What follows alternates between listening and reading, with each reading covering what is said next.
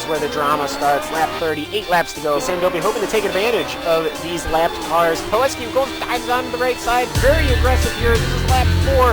The two Viceroys, Bill Frazier ahead of Matt Poleski. Frazier's off. Frazier hit the grass. You hit that tire wall, your day is done. Well, now it's lap 20. The Williams still trying to get around the Terrell team as he'll go around the lap car and around those at the same time. At the same time, he's got the inside corner. Will he ride the curb? Yes, he will. He will get him on the inside.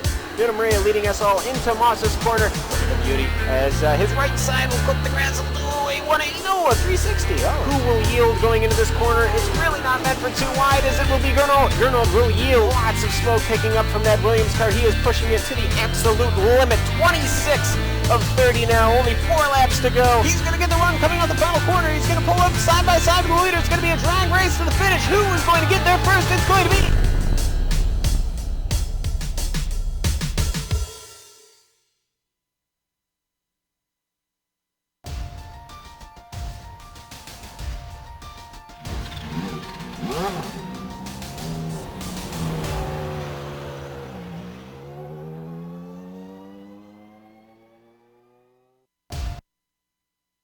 Last season, the preacher Johan Orlampi won pretty much everything he saw.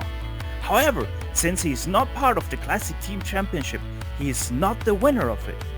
The Austrian Gernot Fritzsche won the private championship ahead of the Brit Matt Wood.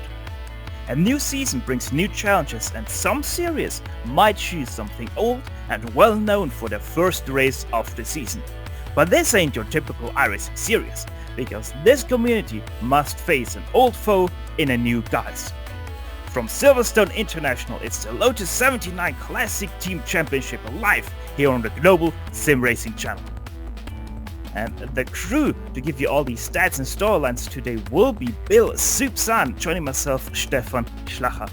Turning knobs and pushing the buttons behind the scenes is our director, the Doctor, Amjad Yamin, and he's using cameras provided by the great Dougie Beard. Good day to you, Bill. As already mentioned, we're racing at Silverstone, a well-known track, but we're using the brand new version of it. What can you tell us about the new track? Located in England next to North Hampshire villages of Silverstone and Wilbury, or if you prefer, as indicated there on an overlay, in Toaster. Now, the real-world track was built back in World War II. It was a Royal Air Force bomber station, current home of the British Grand Prix, which has been around since it first hosted in 1948. Now, redesigned in 1990 in the real world, creating the modern Grand Prix layout that we're going to be racing on today. Now, the iRacing just did a recent update, which Stefan just talked about. And while there are still 18 turns over 5.1 kilometers, 3.2 miles of track, the new scan has really changed the way drivers attack the track. Muscle memory is the enemy now, with braking points very much different from then to now, from the new version to the old version. To see what it's like, let's jump on board the GSRC Lotus 79 and take a lap around.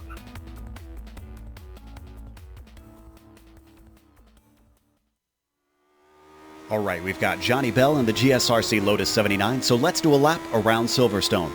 Abby won't offer much of a passing opportunity unless you're really brave.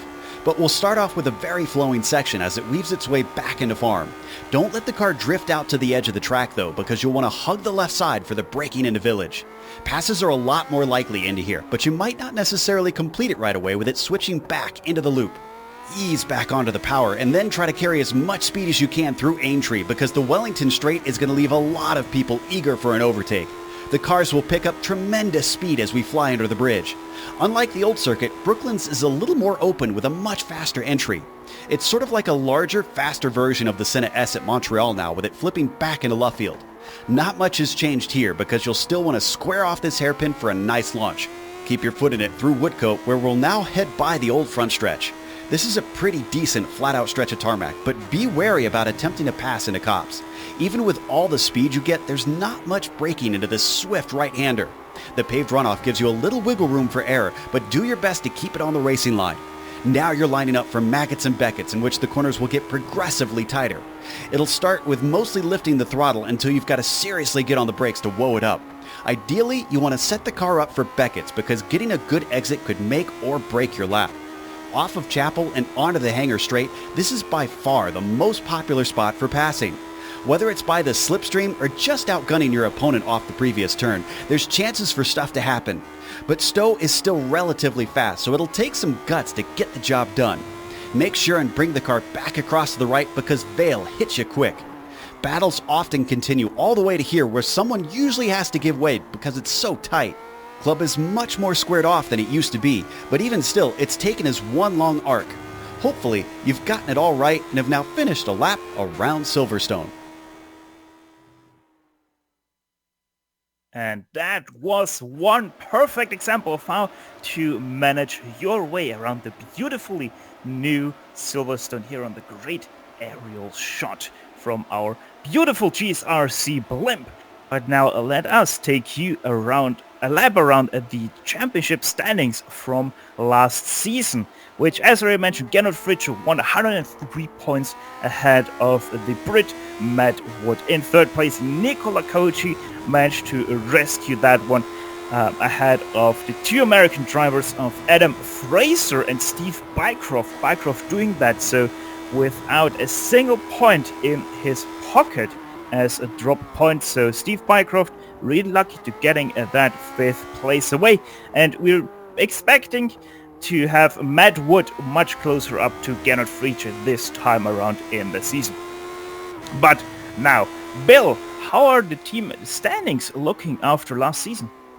Okay, now this is really interesting because our winner there up on top, the Williams team, they were farther down the order, and that was mainly because Fritzsche was not racing much. He was getting by on his drop races allowed for the Drivers' Championship.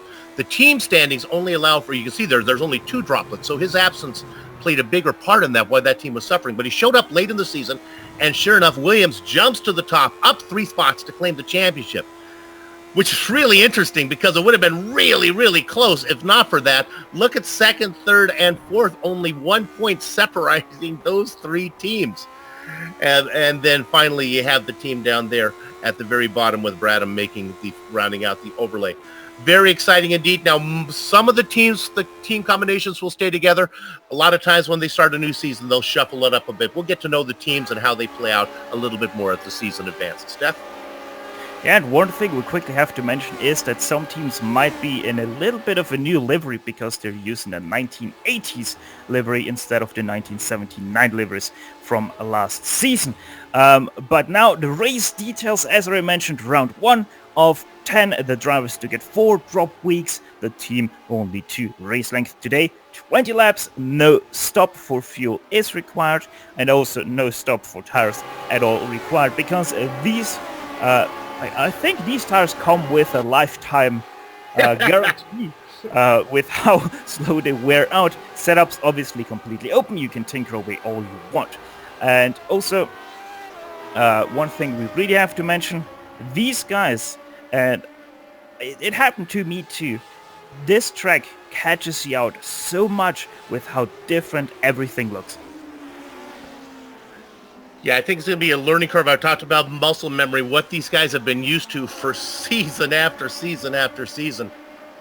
It's almost harder, in my opinion, than learning a new track because it's an old track that you have to race differently rather than just wiping it away and let's learn how this new track works. So we'll see how it plays out. I think we're going to see a few mistakes when it comes down to racing in anger here. Especially Maggots Backets do feel completely different. Maybe it's because the sausage cups, or maybe it is actually a little bit different from what we were used to, being a little bit tighter through Maggots and Backets, as we see Mark Pickford going, I think that is actually, or where is he? Yeah, that was out of Maggots and Backets there, so he is coming now towards, no, that was completely wrong. Where are we? Ah, there we are. We're on the backstretch, the old pit lane. Mark Pickford now going through Cobbs. There we go, even losing me on track right now. But yeah, Mark Pickford now coming through Maggots and Backets for his 2nd qualifying lap. And it just feels completely different. You have to shift a little bit different to not run into problems into chapter. Qualifying always important. And here, boy, you really don't want to have to work too hard through the field if you can. So if you get a good qualifying run at Silverstone, this is the place you want to be up front. Silverstone, as I said, always hard to overtake on top. And, I mean, the new layout makes it easier to overtake, that's for sure, because you have that hard braking zone into turn 3 now, and then also the long backstretch to Brooklands. But you might see still people really struggling for that overtake if they are not careful. Also, one thing we really have to mention that you will see here today is a big spread in the times. That is obviously because new track, even though it is still shares some parts of the old track. It is a new layout, it is new tarmac. Thus, these guys are struggling a little bit with learning the new layout and trying to set up their cars now for this new track. And Leonor Lumpy does that the best, 47.3, about 3/10 ahead of Matt Wood. Steph, is there much difference in the runoff areas? Is the track any more dangerous now with the new layout? Especially Cups, it is easier to come back onto the track because you don't have that grass strip anymore in between the asphalt area as the runoff and the track. So in some parts it's easier, in some parts it's a little bit different because this tarmac is actually one of the worst tarmacs in history of an F1 circuit, of a modern F1 circuit, because they had to resurface it 3 times between 2018 and 2019. So, and we have an in-between version where there are still a lot of bumps, a lot of heavy bumps in the circuit, but also some smooth areas. And if you're not careful and you run offline, you run into those heavy bumps, especially out of out of Beckett's and Chapel, and that can really throw off your car. Got it. As Adam Blocker comes over the line with a non-counted lap, so he stays in 6th place, and that is already everyone, Soup, that has been taking to the qualifying. So Leonor Lumpy, your driver on the pole position here today. Alongside him will be Matt Wood, and in row 2 we will have on the outside Sergio Fernandez in 3rd place and Gernot Fritsche 4th place. Stephen Bycroft puts his number 5 car into 5th place. Adam Blocker, as we saw there, 6th place. Nicola Kochi in 7th. Brandon Hawking, he puts his car in 8th place. John Atkinson 9th, and running out to top 10 drivers in this qualifying is Pablo Lumbreras Suarez. In 11th, it is Mark Pickford. Outside of him with a license to kill, Timothy Dalton. Kendrick Taylor is going to be in the next position, flanked by Dustin Herder. Tony Tilius in the 15th spot. Rob Olenek, who's been doing really well out there in the Sweet 16 position. Keith Herner behind him. Barry West in the 18th, 19th, and 20th. The Norwegian Ove Trengrade and Mas Pasquale in 20th. Blackjack goes to the blackjack number. Andrew Dixon puts his number 21 car in 21st. Daniele Guttuso in 22nd. Johnny Bell lines up 23rd. The last car to take to the qualifying laps is the number 26 of Todd Herner down in 24th. The cars are not to take the qualifying are Robert Simpkins, Brad Clank, Daryl Wirrick, Pekka Kelahara, and Ronald Wimberly down in 29th, bringing up the rear of the field, and it seems like most of the cars are already lined up. Should be a good one. Good to get this season underway. 1st to 12. 2 guys will not take the green flag here. Pekka Kelahara and Ronald Wimberly are not in the session anymore. So we only have 27 cars take the green flag as the motors are starting to harmonize in these Lotus 79s. And off they go the line, and you're Lumpy with a bad start. Matt Wood already on the inside of him. They touch, but everything is able to stay under control. Between them and we have a spinner. That's Adam Blocker. Blocker gets it going again. Back on track, but it'll be at the very back. Leonor Lumpy with more mistakes, already back into 5th place, and there's a 3 wide and another touch. Who is that around? And that's Nicola Kochi on his roof now, the Ferrari driver, already out of this race after just 3 corners.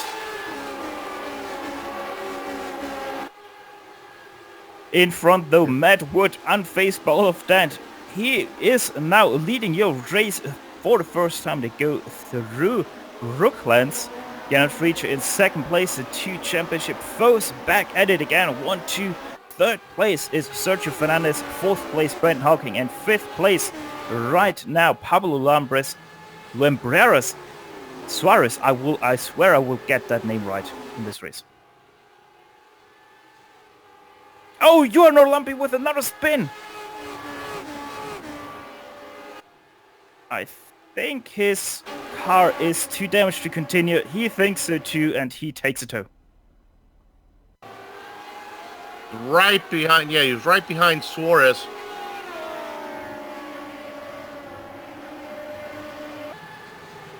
Yeah, it just seems like his car was too damaged, and then in the wake, on the dirty air of the car ahead, he just spins it out there and yeah, decides to go to the off track and park his car there and then. Looking at the start, it was a little bit messy. It started off well, but then things started to happen farther back. Yeah, I wonder if Juha got some damage from the touch with Matt Wood there, as the beautiful wing is in the way now. But yeah, if we look at Juha, you can see in turn 2, as we see there the spin of Adam Locker. I feel like the crash of Nikola Kochi was kinda caused by the slow car of Juha Norlampi, who probably already felt something wrong with his car. The 4 drop races allowed for on the season, I think a lot of guys will be using here. Remember the points though, as you see the spin again. Points are not based on just the broadcasters' races, whatever they scored during the entire week. So sometimes it's not as costly as it could be. A little bit of a weird system they use in this series, but it evens everything out a little bit more, as Matt Wood is already running up to the first lapped car, and that really bogs up the top 3 drivers. Through Maggots, Backus and Chappell they go for the second time in this race. Another incident while we were in replay for Adam Blocker. Blocker goes so dominant in the Lionheart series, having a little bit of trouble here today.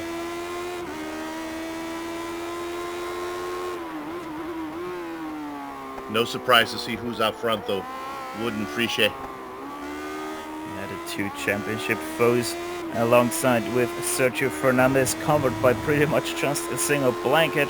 1.1 second between all 3 of them, as you can see there, and Gernot Friedrich with the new fastest lap of this race of 49.953, which is about 2 seconds slower than his qualifying lap.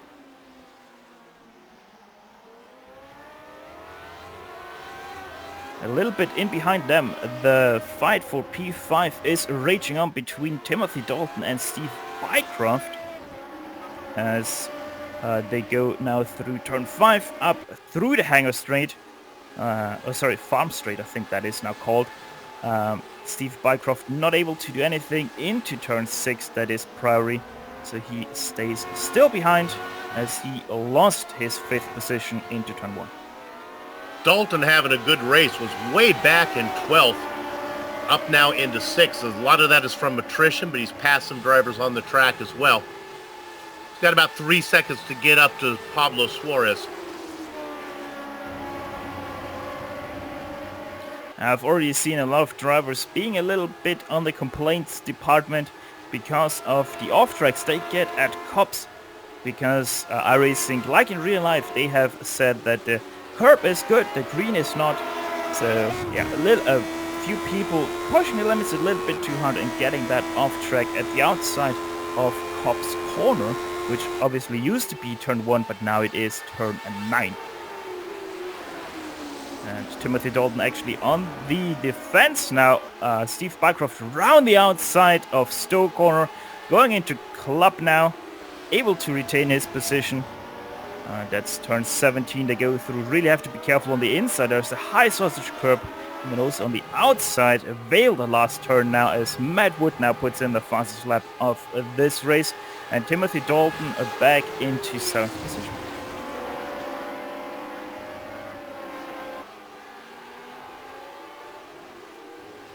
Another hard charger is the Norwegian, racing in 10th position, Ove Trengere, having a good run. It's got about 2 seconds to get up to 9th spot. Gained 9 positions, looking at trying to gain his 10th position in this race, the Norwegian driver. We were on it, though. The best battle really is now for 6 with Dalton, and now Atkinson is in the mix here as well. In behind them, there's actually also a big battle group for P14. That's 2 cars actually went 2 by 2 into Prix. Actually, Robert Simpkins in 14th isn't too far ahead of them either. As now they go nearly 3 wide down the old pit straight. Daniele Gattuso makes the move happen into Cobbs, but he runs very wide there, has to succeed his position again. Now gets under pressure of Mark Pickford, who has a very damaged rear wing.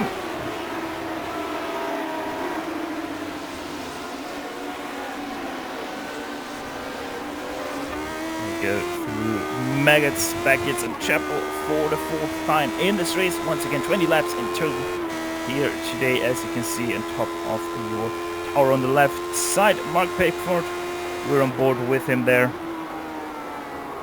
Not able to do anything. I wonder how much this rear wing damage hinders him on the top speed, as Daniele Gattuso up ahead goes side by side with Masson Pascal, and he is able to take away that position from him. And now Mark Pickford also side by side with Masson. Oh! Whoa! Gattuso, what was that? Looked like a little bit too much heavy on the throttle. Well, he took it over the curbs. Let's car got, it looks like it's under braking where the car gets out from under him and then takes it over the curbs, and luckily the guys were able to get around him. I have to correct you that there is no braking involved going through Whale. It's a flat out corner, just probably, I would guess, under throttle. Just a little bit too squirrely, a little bit too nice rear wing, and then just loses it there. And yeah, lucky for the 2 to be able to avoid that.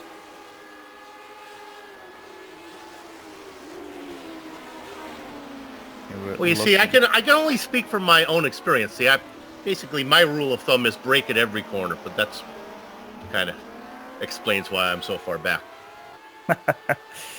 The battle for P6 seems to starting to get a little bit further up now, as that is now battle for P4 between Brandon Hawking, Pablo Lumbreras Soares and Steve Bycroft.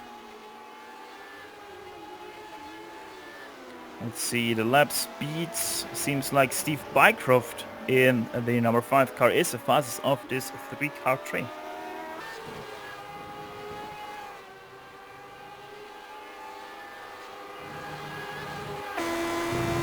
They left the 3 cars behind them for P7 in their dust. Remember, that used to be a battle for P6. But Sean Atkinson, Timothy Dalton, Dustin Herrera, they're now fighting for P7. And actually, Sean Atkinson is now starting to steam away from Timothy Dalton himself. Oh my goodness, what some interesting racing lines that we're looking at there from Suarez. And here comes Bycroft underneath. Boy, he is really looking. Bycroft trying to force a mistake, and there he comes. Yeah. Let's see if he's able to go around the outside of Brooklands. Yes, he is. Pablo Suarez a little bit too slow on the apex, and Steve Bycroft takes away that P5 from the number 13 machine.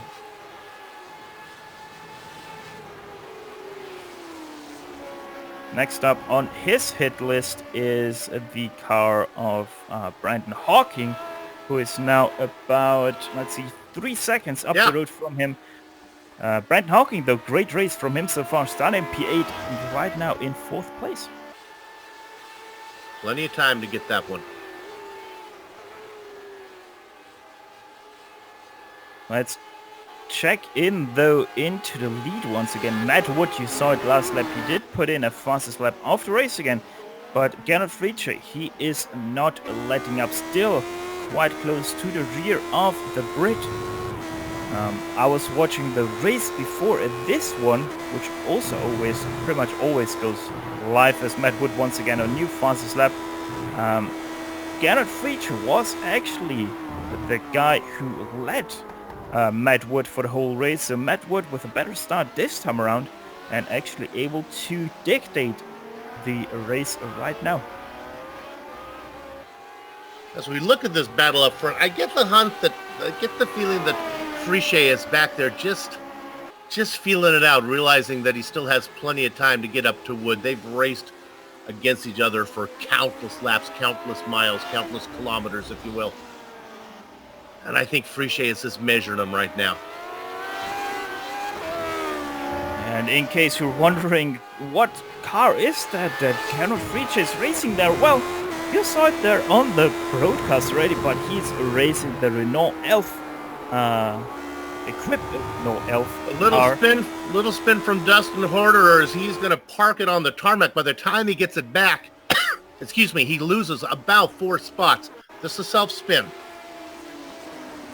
Seems like a little bit too aggressive into Priory, and mistake easily made because it is a very closing radius there. The Candy Tyrrell, Team Tyrrell car there of Dustin Herrera spins around, and when going on the track again, he nearly spins it again. Typically have to watch him and wait. As I'm not sure if our director will leave us here. He waits for those cars to clear. Then he backs up. When he does bring it back out on the track, though, he does spin it again like Stefan said. Back and now in 12th position. He is sadly for him. And up ahead, the Gernot Frietsche car is actually getting closer and closer to Matt Wood. Seems like Matt Wood did make a little bit of a mistake, but also new fastest lap by Gernot Frietsche, 48.711. Oh my, as he pulls right in just about a half car length behind. You can see the accordion effect in display right there. Frietsche clearly faster. Yeah, Matt Wood. Go ahead. Matt Wood driving for the Parmalat racing team. There we go. I nearly said Renault team there. Obviously not. Renault is Gernot Frietsche there. But yeah, Parmalat versus Renault. Something we did see in real life too in the 1980 season. At times, that is. But Matt Wood right now seems to start a little bit fading off on his pace. That is obviously due to the demanding nature of this circuit. If this was a normal track car combination, I'd start to blame it on tires. But like you said, these tires on this Lotus 79 actually seem to get better as they get warm. That is actually a phenomenon that is true. These tires do get better, or rather the car starts to handle better on the warm tires to a certain degree than they do on new tires. There is a very heavy drop-off after about 15% of wear, which you normally expect to happen at about 60% of wear. But though these tires do function a little bit different like they did in real life. Let's go to fourth real quick. I'm sorry to interrupt. Bycroft just got the best of Hawkins, and I thought Hawkins was going to come back on him, but he has not. So, yeah, let's take a look at this one. This is a nice pass. This wasn't so much the pass; it was the answer from Hawkins that I thought was interesting, as he had a good run, then thought better of it. Here's the pass. I'm actually a little bit surprised that Steve Bycroft got up so fast to the rear of Brandon Hawkins. Came back on him and said, nope, that's not going to work. Yeah, I was surprised as well. In fact, now Hawkins is in trouble from Suarez. Steve Bycroft racing for the Abilat Williams racing team. And next up on his list would be Sergio Fernandez, who is, if I remember correctly, driving for Essex. Well, I tell you, Stefan, this is a case of just not making mistakes. I look at Friche. Friche made the tiniest of tiny mistakes the last lap.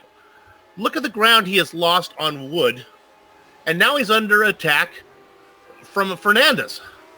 Man, this is an unforgiving lay. Here comes Fernandez.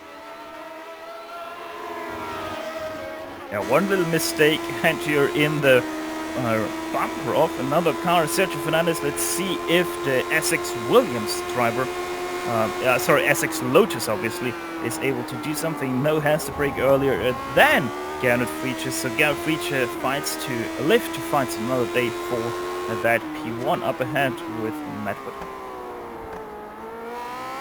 I'm surprised that Fernandez didn't force the issue there. You only get so many bites of the Friche apple, if you will. When you have the opportunity to go around, you kind of have to take it. You don't think it's going to happen again as Fernandez continues to ride just 3 car lengths back. This is all good news for Wood as he begins to have a little bit of breathing room now. Only 2/10 though between Gernot Friche and Matt Wood in that last lap. So Matt Wood not yet out of the woods, pardon the pun. But yeah, Gernot Friche, he is right now in a little bit of a bubble here. He is getting pressure from Sergio, but he is still in range to put a pressure onto Matt Wood ahead.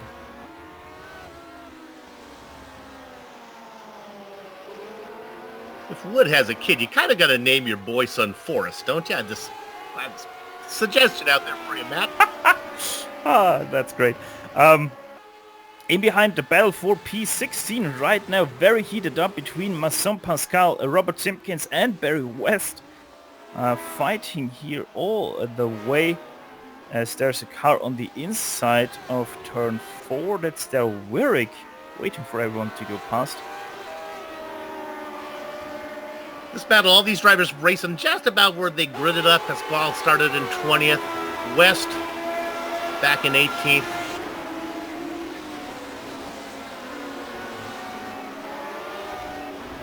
Skimson's probably having the best run of all of them. He's up 9 spots as he makes a mistake. There's West. And we have to go up to P2 as Sergio Fernandez is now the inside of Gernot Friche and actually takes it away into turn 16.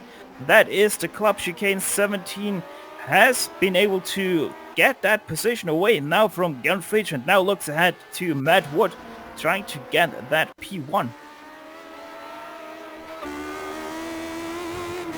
So you watch this one, it was not a one-corner pass. This one took a while. He got to the outside and pinned Friche to the inside, then was able to be on the preferred position when the track turned left. It's exactly how Stowe Corner is here.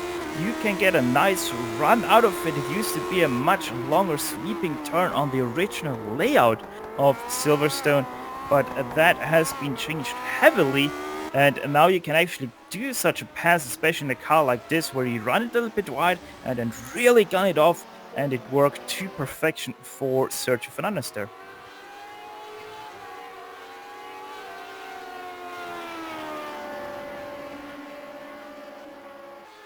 As they continue to fight it out, and actually in behind Brenton Hawking, he is now caught by Pablo Lambres Suarez, not able to overtake him though through Brooklands, but I think it's only a matter of time until Suarez finds a way past Hawking as he's actually coming now into Corps.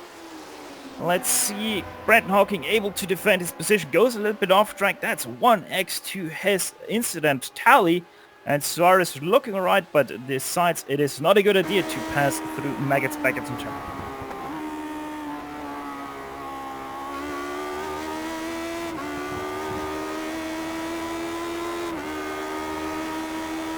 Suarez.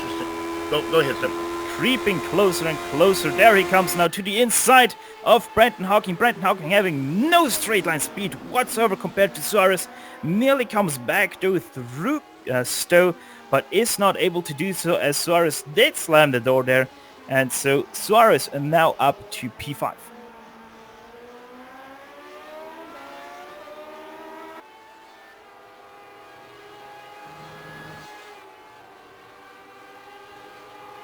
Let's go take a look at P10 real quick.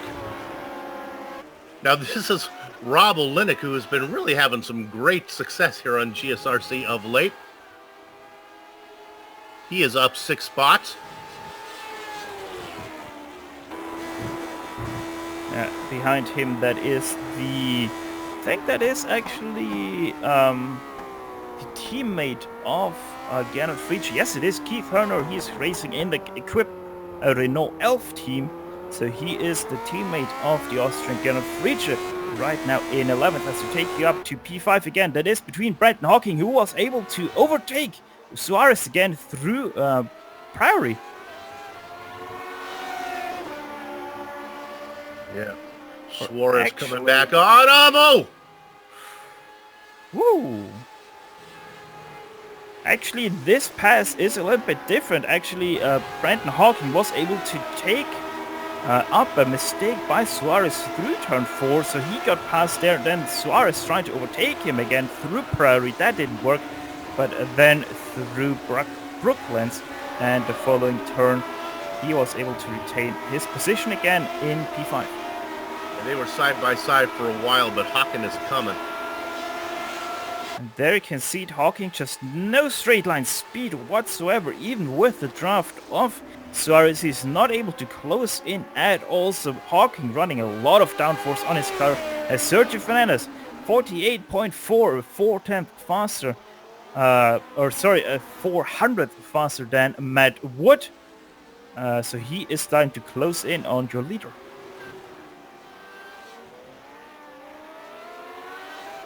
Yeah, now, once Fritzsche, I thought he was going to make a run on Wood, but my goodness, once Fernandez got around him, if I didn't know better, I'd say something's wrong with Journeau's machine. As he's just off the pace. That's unusual for him to be being beat so badly. But being outdistanced, he's not being beat badly, I guess. Racing in third. By his standards, it's not a successful race. Racing in third, and he is 2 seconds, a whopping 2 seconds off the leader. Gernot Fritzsche, not used to that at all. We have to say he's not used to that, to a leader that is in the Classic Teams Championship. He's used to getting beaten quite heavily by Juha Nolampi, but as mentioned, he is not part of the CTC Private Championship.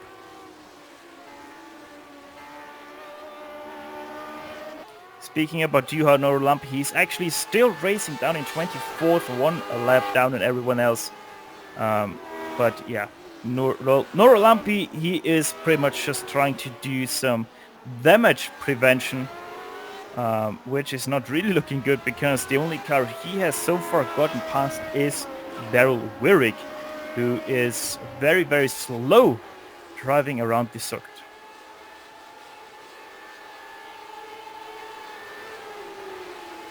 Look at him in racing in 28th spot. Go back and look at 15th position. There's many battles going on. Here's another one. They Actually, are side by side. Yeah. Andrew Dixon on the wide side. Yeah. Andrew Dixon going drift style through there. Andrew, I have to say, you're Australian, but the British Drift Championship, they did kick off not kicked off, but they had the race at Teespring yesterday, if I remember correctly. I don't think they accept a Lotus 79 still, though. Yeah. It's downforce, the ground effect's not the friend to the drifter. Well, you never know. Maybe they do accept it. You can always try to do it. I would say they would most definitely have the power to kick it a little bit sideways and show them judges what you can do. That battle, though, that we've been watching back there with Dixon and Pasquale now ended with West. That's been going on for quite a while. Yeah, 7 laps to go still in this motor race, coming to 6 as our leaders are starting to turn into Stowe Corner, as this battle still rages on between the 21 of Andrew Dixon and Masson Pascal, which is right now the best battle on this track.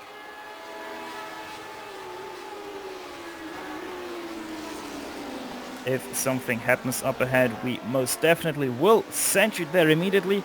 But right now, as mentioned, Andrew Dixon defending off Masson Pascal, the best thing we have on track.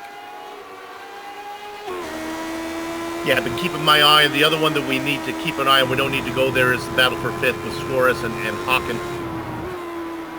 Up front, Wood, Fernandez, and Prix have kind of settled down.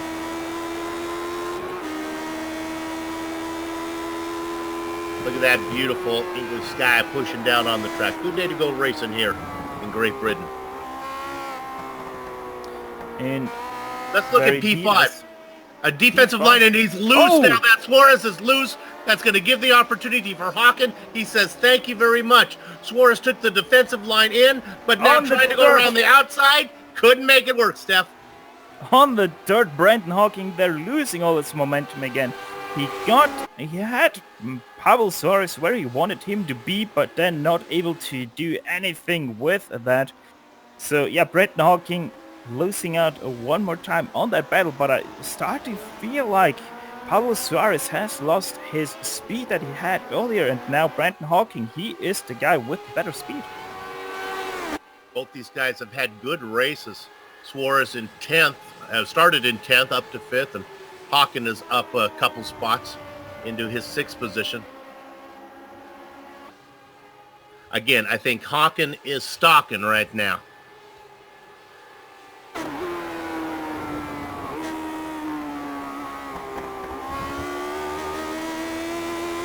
Let's see what he can do down the hangar straight to go for the 15th time. Just 6 more laps. They have to maneuver. Oh, let's go to 16th real quick. Diskin and Pasquale get together in a clip. Robert Simpkins gets him as he goes through.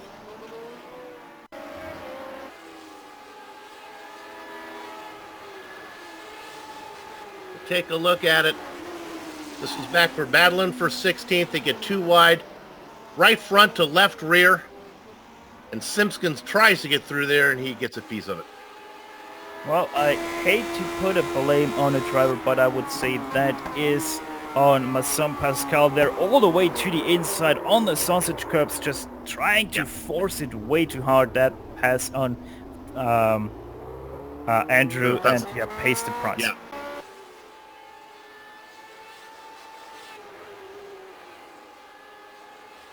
Up ahead, you can see that is Juha Norolampi unlapping himself from Robert Simpkins. As Juha Norolampi actually puts on a little bit of a drift there. Juha Norolampi obviously just racing for the fun right now. No contention whatsoever to anyone else around him. Just, you know, having a little bit of fun, having a little bit of more practice, maybe with a damaged car or something like that. As Matt Wood, he is starting to really get caught by Sergio Fernandez, and they are also catching Tony Teolis in 23rd position, who makes way room for all 3 cars. So no impeding there whatsoever. Sergio Fernandez outbreaks himself a little bit into top. But it is beginning to heat up there a bit for those guys. One thing that's really interesting is that Gernot Friedrich just is not able to go with the speed the top 2 drivers are putting on right now. It isn't by much, only a 10th or 2 at max, but he is falling off ever so slightly. He's only staying with them because they do make way more mistakes than he is doing. Yeah, I took a look at the car. I didn't see any obvious damage, but sometimes that doesn't tell the whole story. My instincts tells me that something's just not right there. On the other hand, I don't want... Oh, blinking. Dalton had...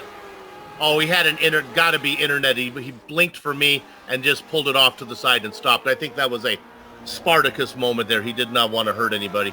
That's gotta be a hardware issue or a connection problem. Yeah, he blinked and then he reappears completely on the binders. So yeah, Timothy Dalton taking a little bit of a safe route there, not wanting to impede anyone's race, as he is still stopped on the track.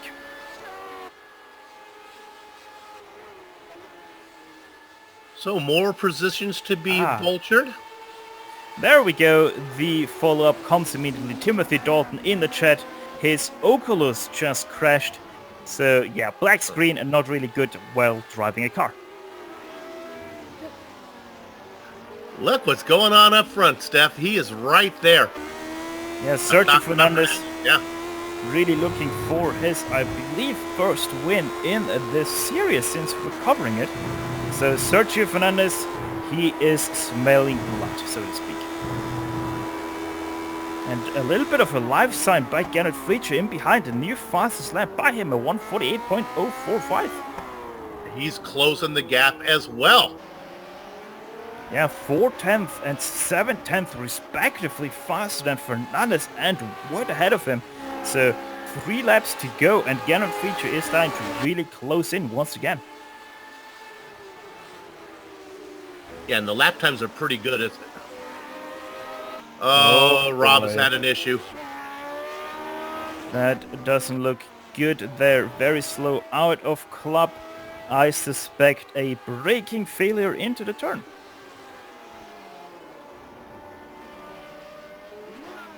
Basically, what happened to the New England driver? Outbraking himself, locking the rear wheels, and around she goes.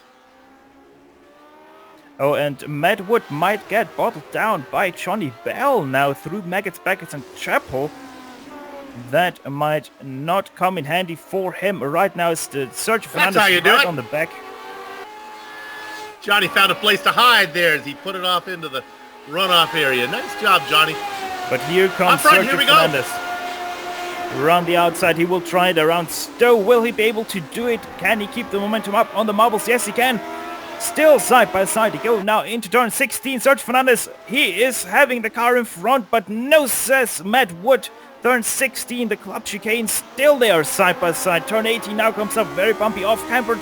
Last turn and Matt Wood stays ahead, but Sergio Fernandez with the bigger momentum, and now he's on the inside for turn 1. Will he be able to do it? Yes, he is. Through Abbey he goes for the very first time in the lead. Watching the whole thing was Oh! appreciated. No, it's not done yet. What a braking maneuver by Matt Wood, denying his first place to Sergio Fernandez, and he is back in the lead. That brought Gernot Friedrich back into this battle once again. What a show these guys are putting on with 2 to go. Here comes Fernandez once again to the inside of Prouty. He will try it, but Brooklands is coming up as a right-hander, so he is on the outside now. But keeping the momentum up, he will try. Does not succeed, and now has to be careful to not let Gernot Friedrich the door open. Does succeed in closing that door, so he stays one more time in P2, but Matt Wood taking the defensive line into Cops. They now go side by side once again. And Sergio Fernandez running very wide there. That opens the door for Gernot Friedrich, who is trying to take it to the inside. 2. 2 in one corner. He does make it. Gernot Friedrich from P3 up to P1 through Maggots, Baggots, and Chapel. Great move by Gernot Friedrich. Unbelievable. You're not going to see better racecraft than that. This is not over, though. The show really cuts off now with only 1.5 laps remaining. Matt Wood, he will try to keep on to the back of Gernot Friedrich. Fernandez did lose out a little bit as they go through Club and Whale for the penultimate time of this race. Gernot Friedrich will take the white flag. 1 lap is all he needs to lead, or rather 2 laps now as he gets counted for this one to Gernot Friedrich. 1 more lap, Abbey, for the very last time. Let's see what Matt Wood decides to do. Oh, a little bit of a slide there for Gernot Friedrich. Matt Wood tries to do a little bit of an outbraking, but Gernot Friedrich outbrakes himself into turn 40. Now go. He missed that corner so bad that it was actually really a great defensive line that he took as he came right back out in front of Wood. Last lap. And here comes Matt Wood yet again. This time, though, he's not fast enough to get alongside Gernot Friedrich. Up ahead, Daniele Gattuso. He might be a little bit of a bottleneck if they catch him in the wrong time, but I'm very sure the 18th place driver is professional enough to let them fight it out without impeding that fight for P1. Gernot Friedrich over an old start-finish line. He goes for the very last time through Cobb's corner. And just half a lap to go for him to win the first race of the 2019 Season 3 season. Let's hope they all bring it home clean right now. They've had a great race. Let's finish it off. Let's all get to the end. Matt Wood tried to back off a little bit to get a better run through Triple than Fritcher, but Fritcher now with the draft of Daniele Gattuso, who lets all three cars by, and here comes Sergio Fernandez, tries to go around the inside, he does so, into Stowe to go, does not keep up the momentum, so he slots into P3. That also did bottle up Matt Wood a little bit, as Garen Fritcher now able to cruise through Club, but here comes Fernandez around the inside, he tries it through a Vale, but he's not able to succeed, and Garen Fritcher takes away the victory here at Silverstone for round 1 of the Classic Team Championship. My gosh, a better battle between three cars on the final 3 laps you will not see. Great job from those guys, and they all did get it to the end cleanly. What a race indeed. Steve Bycroft comes home in 4th place, ahead of the 5th place of Pablo Lumbreras Suarez, who really did fight very hard for his 5th position, as we take you down to the P10 battle. Olenek trying to get up into the top 10 right now. He's going to run out of laps, run out of time. Running out of corners, as well as Keith Horner able to take home that 10th position.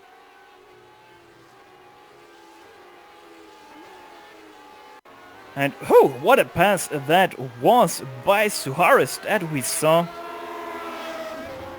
Oh, sorry, we didn't see it, obviously. That's why we're replaying it for you. Let's see how he did it.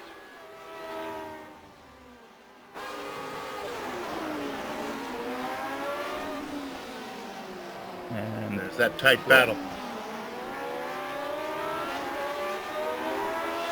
And a little look there at Suarez as he finishes out his race. Here comes, you see that tight battle that they were having back there. There he comes now. The car in the back is Brandon Hawking, if I see this correctly. Goes to the inside. Actually, no, the outside car is Brandon Hawking. The red top, the white and red car is Brandon Hawking. Now the inside at Brooklands, Pablo Suarez. He is around the outside. A beautiful pass by him. Still side by side they are right there, going down the old pit straight that's still used by MotoGP. And here he now comes through Copse, and that is a beautiful pass by Pablo Lumbreras Suarez. Yeah, they've been trying for so long, and ends up Hawking is going to get that 6th place finish. That's behind Suarez, was where he was for much of the race. But yeah, with that, the racing might be over here in Toaster, but the show is far from done. We're going to step aside for just a few moments to take a breather, but we will be quickly back for the post-race show, where we will run you down the unofficial finishing order, talk to some of the drivers, and close off an eventful race. So don't step away too far. GSRC will be back after these messages.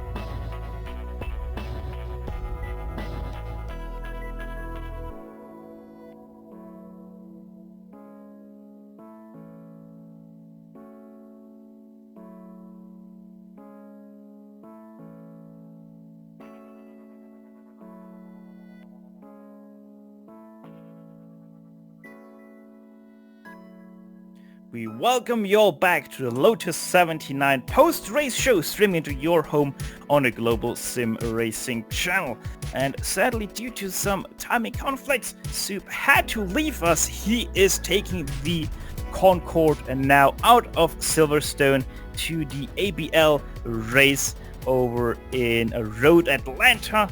So he will have some little bit of a trouble, but also trouble Gernot Fritzsche was having, fighting his way from third place up to the finish. 2 laps is all he needed to lead to win today's race. From fourth he goes, winning today's race ahead of Matt Wood, who led all but 3 laps here today. Sergio Fernandez, after trying his best to take away victory, he comes home only in third place. 1.1 seconds do cover the top 3. Fourth place, Steve Bycroft already nearly 12.5 seconds back. Pablo Suarez down in 5th place. Brandon Hawking 6th. Those two were also fighting very hard, and Suarez, we saw the pass coming away with that. John Atkinson Jr., he finishes in 7th. Over Trangerate not able to go any further than 8th place, but he started his race in 19th place, gaining himself 11th position and thus being the hard charger of the race. Dustin Herröder finish in 9th. Keith Herner, the car to round out your top 10 here today. Rob Olenek in 11th place, finishes in 11th place ahead of Mark Pickford, Barry West, Masson Pascal and Brad Clank, rounding out your top 15 and also your drivers that stayed on the lead lap here today. Adam Blocker with a miserable start to his 2019 Season 3 campaign only finishes in 16th after a 6th place qualifying position. Daniele Gattuso, same thing for him, 17th. He will finish Johnny Bell 18th, Tony Teolis in 19th, Johan Orlampi, even worse race for him, started in P1 after very early troubles today. He only finishes in 20th. Todd Herner, the car in blackjack, 21st goes to him. Timothy Dalton, 22nd, already 4 laps down. And the first car to not finish today's race, Andrew Dixon, 23rd. Robert Simpkins, 24th. Daryl Wirrick in 25th, 10 laps down. Kendrick Taylor, 26th. Nicola Kochi, after being turned upside down in turn 3, he finishes in 27th. Pekka Kelahara and Ronald Wimberley 28th, 29th. They did not see today's green flag. The guy though to see today's checkered flag the first is Gernot Fritzsche, and Gernot, congratulations on one heck of a pass. Yeah, hi Stefan. I think it was one heck of a race. Perfect showcase for this series to start with in week 1. And yeah, also a huge congrats to Matt and Sergio for putting up a really good race and a great show for everyone watching, I think. Now, please do prove me wrong or show me wrong if I do get it wrong. But it seemed like you were quite heavily struggling for pace in the middle of the race. Yeah, I had the same impression. I don't know why. I think it was rather competitive at the start and the finish. I don't know why I was a little bit slower mid-race. First I thought I had some kind of wing damage maybe because I hit one sausage curb once. But it didn't seem like that. So in the end, my pace was good again. And yeah, that was race deciding in the end. Yeah, iRacing showed for me ever so slightly a left front wing damage. But I wouldn't say that would have such an impact on your balance of the car. Either way, taking home that victory must feel good, especially after just leading 2 laps. Yeah, almost feels like stealing this win with Matt and Sergio, being so strong, and I was lucky because I could exploit their battle. So you need some luck to win, and the pace of the top 4 or 5 guys was quite similar. So without Juha having trouble, this would have been even more hard to win. That is for sure, but it's always about being at the right place in the right time. Next week, though, being at the right place in the right time will probably be much more important as we go to Interlagos. How do you feel about Autodromo José Carlos Pace? Yeah, it's a track that I like. Brazil is always challenging, and yeah, looking forward to that race as well. Well, and we are looking forward to seeing you once again in the car next week. Once again, congrats on winning today's race, and thanks for talking to us. Yeah, thanks, Jeff, and see you guys. Shower time for me. Bye-bye. Sweating a little bit too much there. He seems taking that shower. And actually, Barry West also has joined us now in the booth. Barry West, welcome to the booth. How did you feel your race went here today?